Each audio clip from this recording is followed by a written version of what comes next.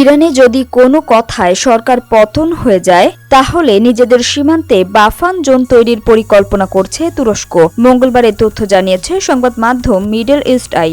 সংবাদ মাধ্যমটি বলেছে, গত বৃহস্পতিবার তুরস্কের পররাষ্ট্র মন্ত্রণালয়ের উচ্চ পদস্থ কর্মকর্তারা সংসদে রুদ্ধদ্বার বৈঠক করেন। ওই সময় তারা বলেন, ইরানে যে কোনো কিছু হতে পারে এমন আশঙ্কা মাথায় রেখে তারা প্রস্তুতি নিচ্ছেন।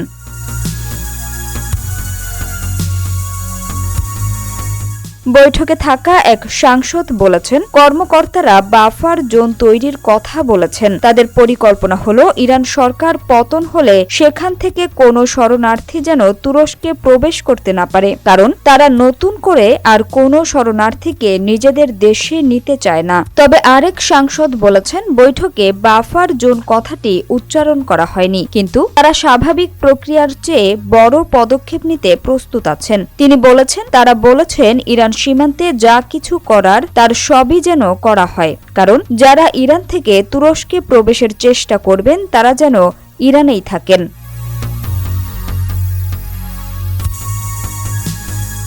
চলতি মাসের শুরুতে তুরস্কের প্রতিরক্ষা মন্ত্রণালয়ের এক কর্মকর্তা জানান, ইরানের সঙ্গে থাকা তাদের ৫৬০ কিলোমিটার সীমান্তে নিরাপত্তা বাড়ানো হয়েছে। সেখানে প্রযুক্তি নির্ভর বেড়া নির্মাণ করা হয়েছে। এদিকে ইরানে যুক্তরাষ্ট্র এ সপ্তাহের মধ্যে হামলা চালাতে পারে বলে আশঙ্কা করা হচ্ছে।